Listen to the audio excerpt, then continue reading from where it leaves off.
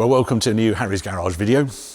And this one is not about a car, it's about the collection of cars I've had here and been accumulated over the years, because the insurance policy, Footman James and with them, so the renewal arrived in July, and I looked at it and I thought, this is getting out of control. The number of vehicles I now seem to own and insure and have to maintain, etc.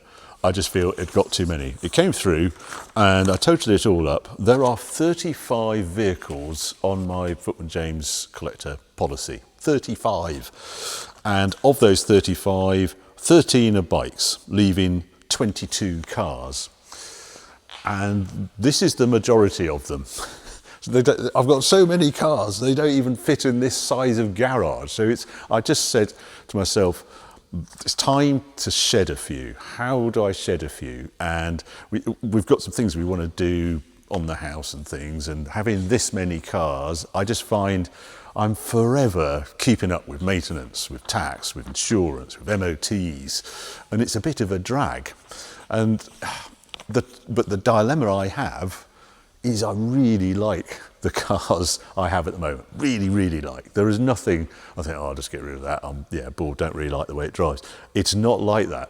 But it's just forced me to have a rethink of what stays, what goes. And the end of it, I've decided to sell 5 cars and 4 bikes. And I'll go into the details of it, but the majority I'm going to sell via Iconic Auctioneers at their NEC sale in November. It's the weekend of the 8th and 9th, and the cars are on the 8th, bikes on the 9th. But I'll go into more detail as we go round. Right, let's have a look which ones are going and which are staying. Right, let's start at this corner. Well, 2 bikes that are not going are the Honda CBX and my Kawasaki H2. Dream bikes of mine from the 70s. Love them to bits, don't ride them enough, but they're staying without a shadow of doubt. Now, quite often when you do a sort of thing like this, it's first in, first out, perhaps. That is not going to be the case with the McLaren. The McLaren is staying. It's almost triggered this rethink of the cars I own because it's such a malleable car. We can use it for all sorts of things. And, you know, I did that thing with Jeremy Clarkson on Peak Car. This is 2015. This is pretty close to me for peak McLaren. 720S is even better, but it's harsher. I just don't need the power, the value of this, what I paid for it, and what it can do. Carbon tub, Spider. I can't believe my luck, and that's why it's done 5,000 miles in a year, just over a year. So that's not going. Now, Project 7 and Project 8 Jaguars. Now, in my head, when I was looking at this, one of these should go. But I have a dilemma with these because they're quite personal cars. You saw my video on the Project 7 and just being involved with its development and things. That makes it really hard for me to sell. I feel that is a car that is a bit of a lifer because of that background and being #1 and bespoke and really enjoy it. I think it's a slight casualty of the McLaren because that's a Spider as well. And they're sort of evens, but yeah, I think that's staying. So that leaves the Project 8. Should that go? And again, it's bespoke. It's the only Project 8 in this colour. Whenever I take this on track, or drive it really, I am astonished by what this car can do and the anger of it. And again, is this a peak car as well? It's 2018, so it just missed having those gas particulate filters in the exhaust. It sounds fantastic. And round Goodwood the other day, my goodness, it's a memorable drive and you're hounding some really fast cars in this 4-door Jaguar saloon. It's utterly nuts. So yeah, I wish the pair of them didn't share the same engine, be honest, because yeah, if that had been a straight 6 or something, this had the V8 supercharged, I prefer it, but hey, can't change it. So those 2 Jaguars are staying as well. I've decided that Project 8 is not going, it's just too special. Jaguar Coupe.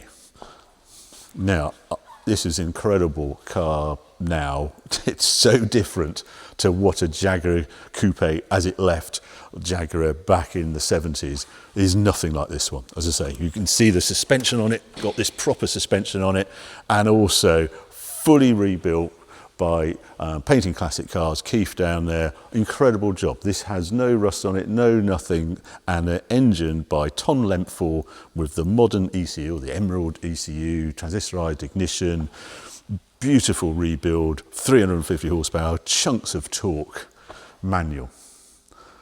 But having said all that, I've got too many cars, and this has such a following, and I think it is one that I'm going to put in the auction, because I don't know what it's worth really, and I've got too many cars, and I can't justify having the 3 Jaguars, I feel. So yeah, this is one of the cars I'm putting in the auction, and it hurts me because I really enjoy the journey. I drive it and it sounds fantastic. I think I ought to just put a clip of what this car sounds like now in this video, just to share that, because it's very special.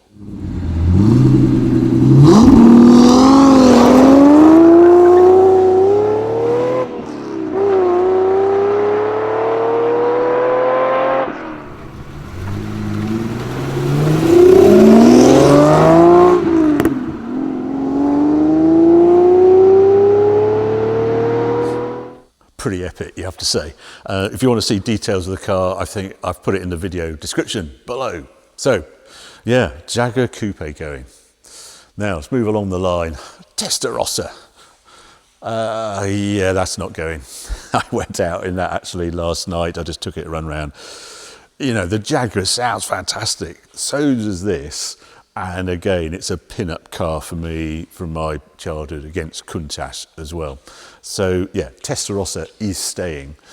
Now, Countach, I had a bit of a dilemma on the Countach because I thought, God, they've really risen in value since I've owned this car, and I've done everything with it. It was 2010 I bought this Countach, and yeah, like last year we took it to the factory, took it to Tuscany. I've almost run out of things to do it apart from just enjoy it and its mad design and things. So I did have a slight wobble on it. I thought, well, perhaps this is the time. I can't do any more with it. And the other thing with it, if I actually look at the views on YouTube, if I do a video on the Countach, it doesn't seem to do great figures these days. I find bizarre. You know, where else are you going to see a Countach storming down an autobahn? Did it last year, not many views, round Tuscany, going to visit Ferruccio Lamborghini's winery and actually park it in the same place that Ferruccio used to park his Countach, one of my lowest videos last year. Just weird. But it's still an iconic car, and I just think they haven't reach their zenith. Lamborghini is one of those cars that's brands that it seems on the radar of collectors is definitely moving up. You only have to look at values of Diablos and Murcielagos to see that. And I think Countach is still the design icon that defines Lamborghini, more so than Miura. Miura was unbelievably beautiful, but it didn't define Lamborghini in the way that Countach did. And you can see the design of Countach in Aventador and Revoluto, the latest V12 Lamborghini. So I think they've got more to go. I don't think they've actually reached the peak of where they're going to be. I might really up the paint on it and perhaps put the wing back on, get it absolutely back as it left Lamborghini and as it appeared on the 1987 London Motor Show, because this car was the London Motor Show car on Lamborghini's stand. So anyway, that's for the future. Porsche 930 Turbo S. We went to the factory in this car, and I've had this year and met Manfred, did the engine rebuild, got the history, Ali off the roof, telling me about the wheels, visiting Sonderwunsch at Porsche as well.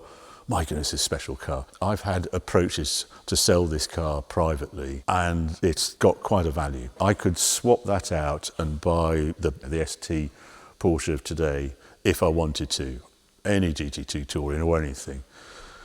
So it's, yeah, do I do that?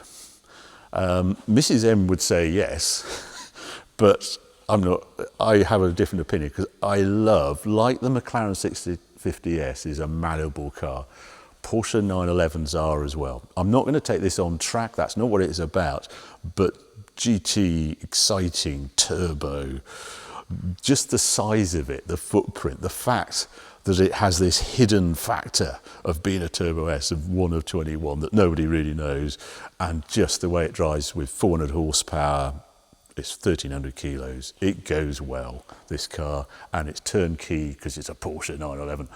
So yeah, that is continued to stay and has gone up my ranking as one of the most favourite cars in this garage.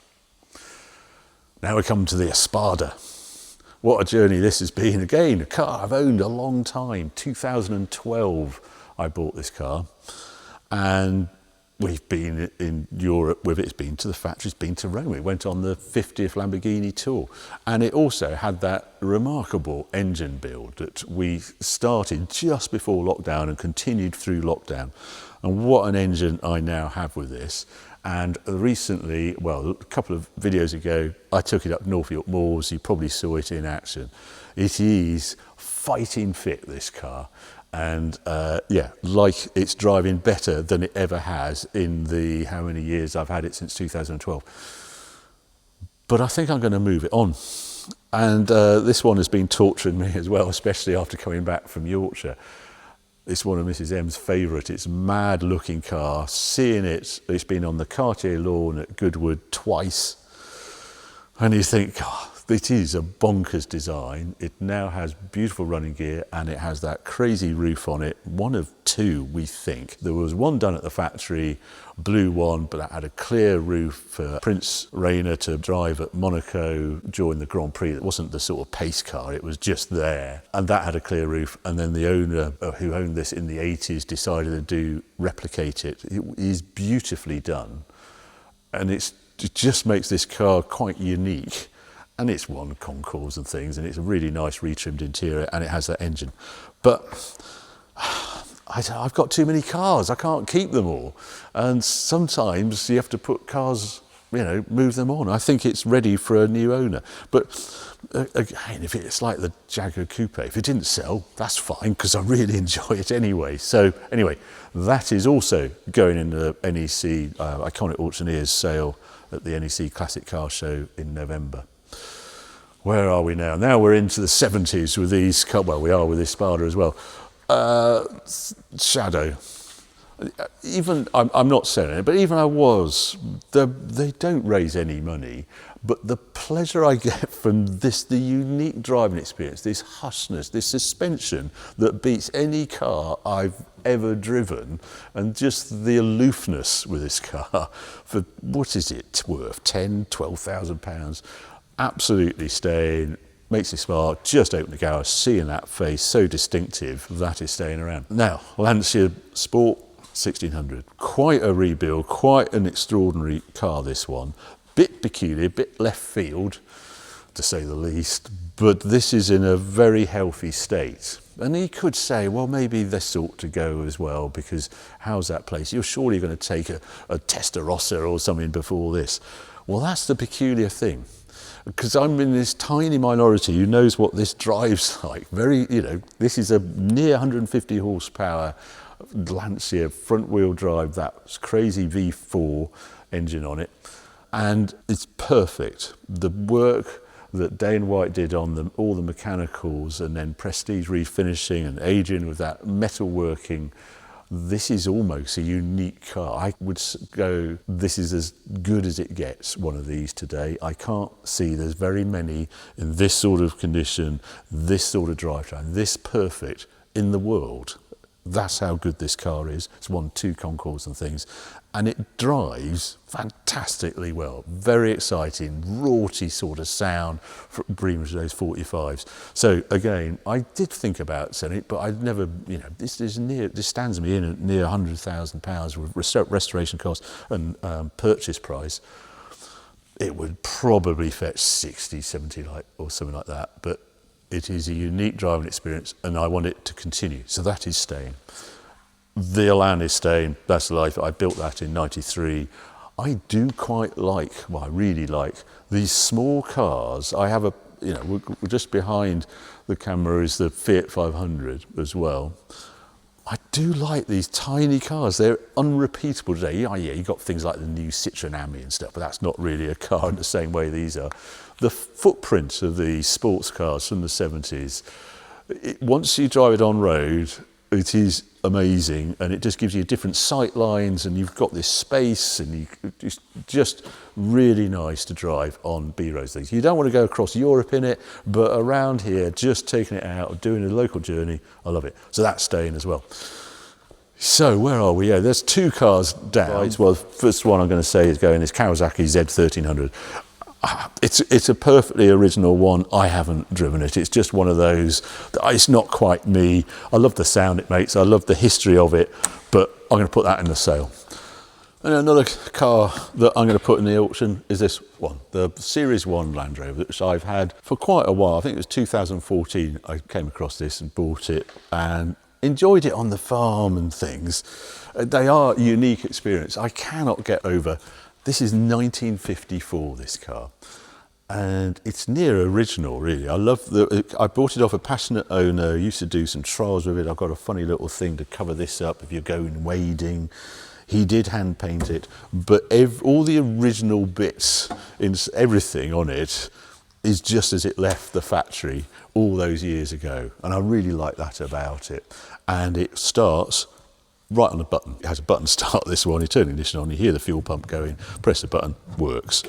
And yeah, we've looked after it, but I'm using on the farm. I just jump in the Range Rover 322, and this thing sits around, and I get a guilt complex for not using it. It's good for sort of collecting logs and things, but I've got too many cars.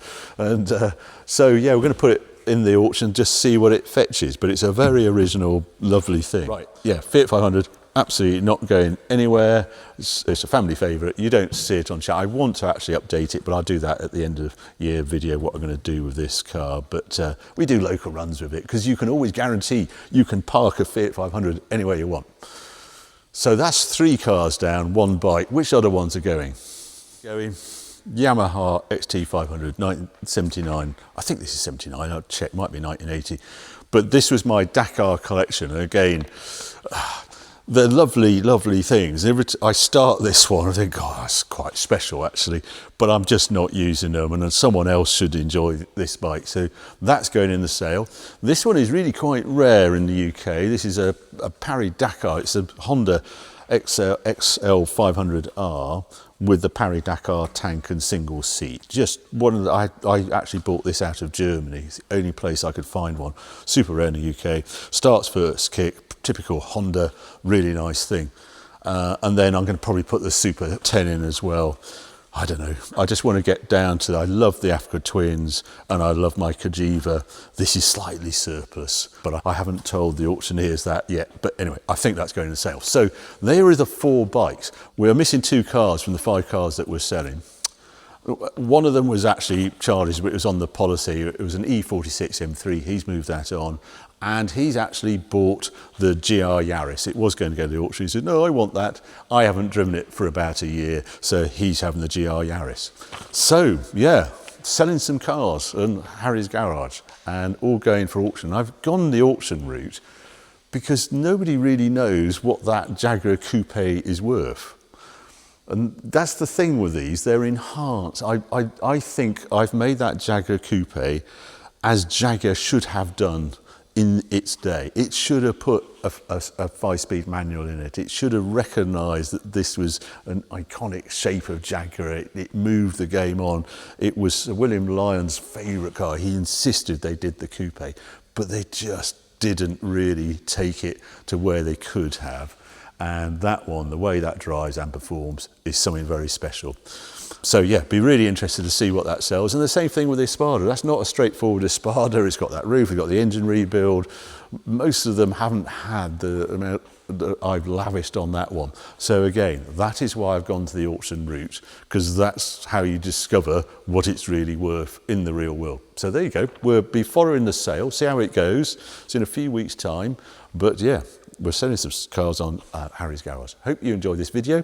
Please keep subscribing. We're inching our way towards 1 million subscribers. Really nice to get there. I'm very pleased to say I am over 1 million if you include the Harry's Farm channel, which I hope you see as well.